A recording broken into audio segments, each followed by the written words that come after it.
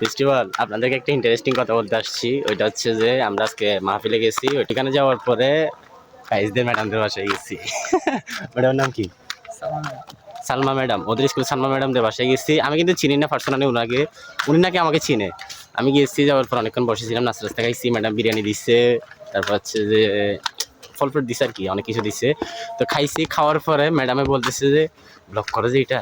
ও মাই god, আমি তো শখ, কেমনে সম্ভব? ম্যাডাম আমার কেমনে চিনে? ম্যাডাম আমার ব্লগ দেখে নাকি? তো ম্যাডামকে বলি, ম্যাডাম আমি পার্সোনালি সরাসরি মানুষের সাথে কথা বলতে একটু লজ্জা লাগে, ওরা একটু প্রেশার দিবেন আপনি।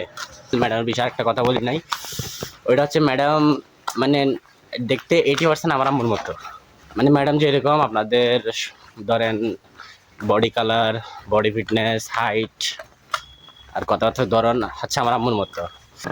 ম্যামকে বলি, সালমা ম্যামকে, ওইটা হচ্ছে যে আমি আপনাকে মনে করছি প্রথমে চট্টগ্রামের, কারণটা হচ্ছে আপনার সাথে আমার আম্মুর চেহারা 80% মিলে, এই কারণে। তো সরি।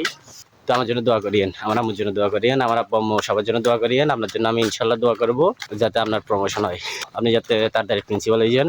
প্রিন্সিপাল হয়ে গেলে ওরা একটু পানিশ দিন বেশি, ওকে পানিশ দিলে ও সোজা হয়ে যাবে। ঠিক আছে, আসসালামু আলাইকুম। তো আমার পেজে কিন্তু তেমনটা নাই, ফলোয়ার নাই, কিন্তু আমি মনে করছি আমি যখন প্রথম ব্লগ স্টার্ট করছিলাম আমাকে মানে ফোলাফাইনে মজা নিবে, আমাকে নিয়ে ব্লগার পরে। কিন্তু আমি যেখানে যে ব্লগ করি ওখানে ফোলাফাইনে বল, ভাই আমার নেন ব্লগে, ভাই আমার দেখেন এই সেই।